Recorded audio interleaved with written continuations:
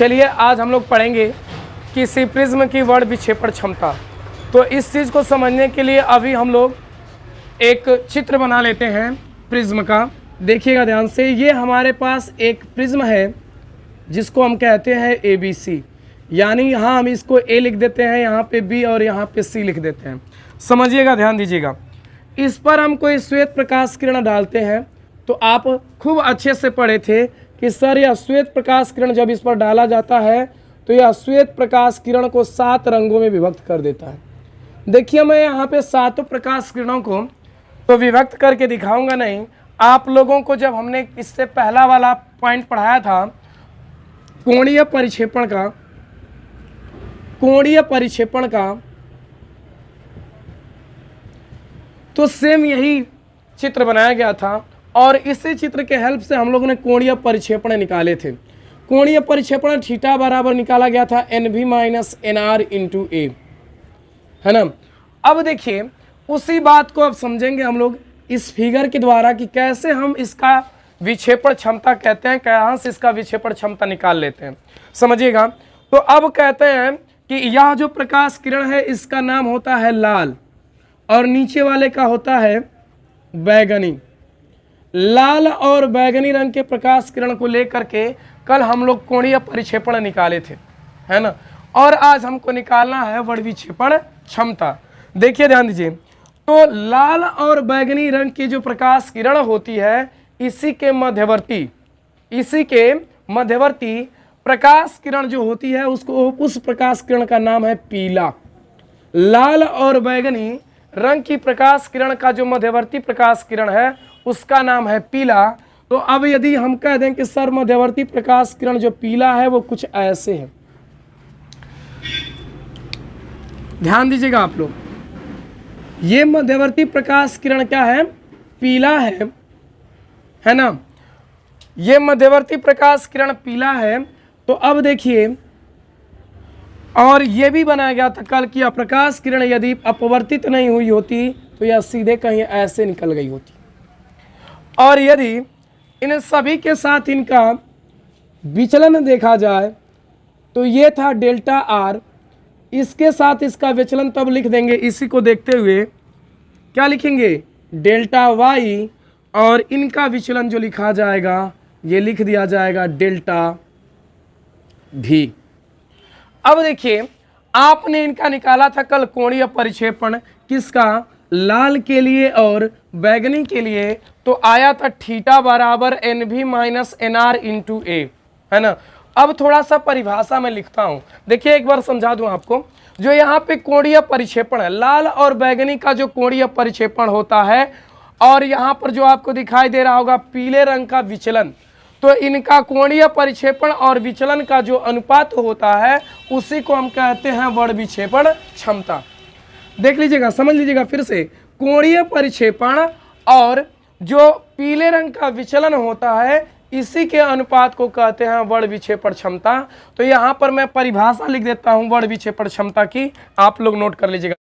ये परिभाषा हो गई इसका वर्ण विक्षेपण क्षमता की। वर्ण विक्षेपण की क्षमता की परिभाषा आप देखिए बोर्ड पे मैं लिखा हूँ, जब प्रिज्म से श्वेत प्रकाश गुजरता है तो बैगनी और लाल रंगों की निर्गत किरणों के बीच कोणीय परिक्षेपण तथा मध्यवर्ती किरण के विचलन के अनुपात को वर्ण विक्षेपण क्षमता कहते हैं। अब देखिए ध्यान से बच्चा, यहाँ पर मैं ये बात पहले आपको समझाया भी हूँ। अब देखिए एक बात और ध्यान देना है आपको, कैसे इसको निकाला जाएगा। तो यहाँ से लिखेंगे हम लोग अर्थात, लिख देंगे अर्थात। एक मिनट थोड़ी सी बात समझ लीजिएगा आप लोग। बताया गया था कि यदि कोई पदार्थिक माध्यम है और उस पदार्थिक माध्यम में विभिन्न रंगों के प्रकाश किरण को गुजारा जाता है तो उस माध्यम में विभिन्न रंगों की प्रकाश की चाल अलग अलग यानी भिन्न भिन्न होती है। इसके बाद आपको ये भी बताया गया था कि यदि कोई पदार्थिक माध्यम है और उस पदार्थिक माध्यम से यदि विभिन्न रंगों की प्रकाश किरण जा रही है तो उन प्रकाश किरण का अपवर्तनांक भी भिन्न भिन्न होगा, है ना।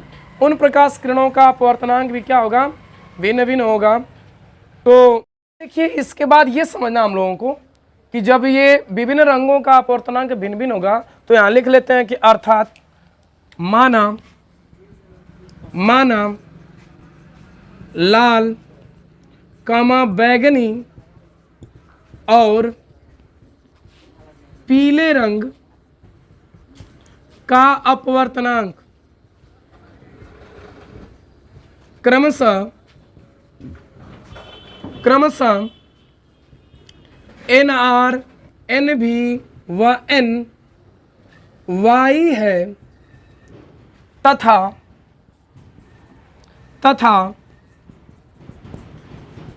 प्रिज्म कोण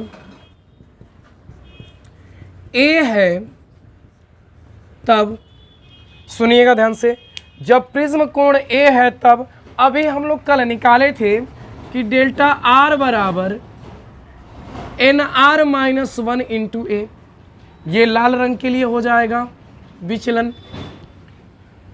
अब यहां से लिख देंगे डेल्टा V बराबर, सुनिएगा ध्यान से मेरी बात, तो NV माइनस 1 इंटू ये हो जाएगा, ये बैगनी रंग के लिए, बैगनी रंग का ही विचलन हो गया।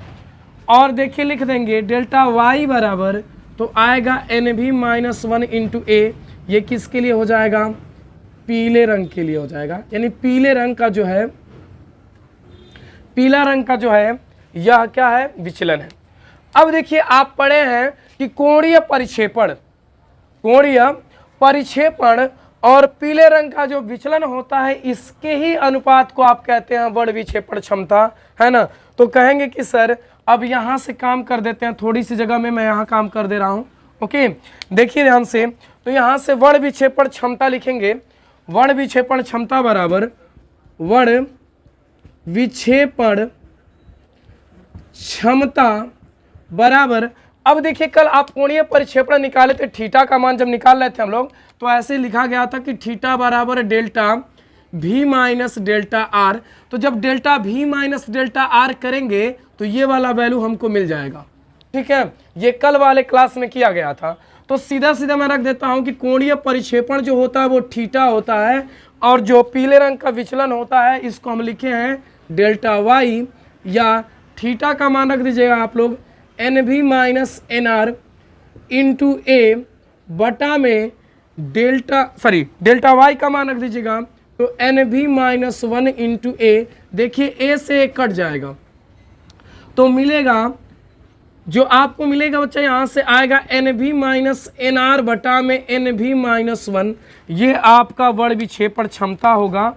ये क्या होगा, वर्ण विक्षेपण क्षमता होगा, और इसे आप नोट कर लेंगे, ठीक है, वर्ण विक्षेपण। चलिए इस चैप्टर में अब छोटा सा एक पॉइंट ये है कि सूक्ष्म कणों द्वारा प्रकाश का जो प्रकीर्णन है ना, इस बात को लॉर्ड रेले साहब ने बताया था। अब सुनो, उन्होंने ये कहा था कि यदि कोई प्रकाश किरण है तो उसकी जो तीव्रता होती है उसके तरंग दैर्ध्य के चतुर्थ घात के व्युत्क्रमानुपाती होती है।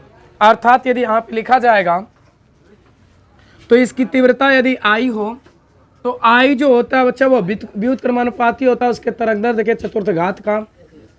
यही नियम जो है बच्चा लॉर्ड रेले के द्वारा बताया गया था, इसके लिए, प्रकाश प्रकीर्णन के लिए, ठीक है। तो इस बात को आप पूरा कर लीजिएगा, और इसका जो अनुप्रयोग है वो आप खुद ही किताब से पढ़ लीजिएगा, है ना। और इसी के बाद आप लोगों को मैं इसका पूरा न्यूमेरिकल दे दूंगा, आप लोग इससे न्यूमेरिकल देख करके समझ सकते हैं, पढ़ सकते हैं, पूरा चैप्टर आपका क्लियर हो जाएगा न्यूमेरिकल के थ्रू भी। तो ये छोटा सा चैप्टर था और मुझे ऐसा लग रहा है कि ये चैप्टर आप लोगों को बहुत ही अच्छा लगा होगा। इसके बाद हम लोग नया चैप्टर फिर शुरू करेंगे, तो उस चैप्टर को भी वो चैप्टर भी आपको मिल जाएगा, और आप लोग ऐसे ही बढ़िया से मेहनत से पढ़ते रहें।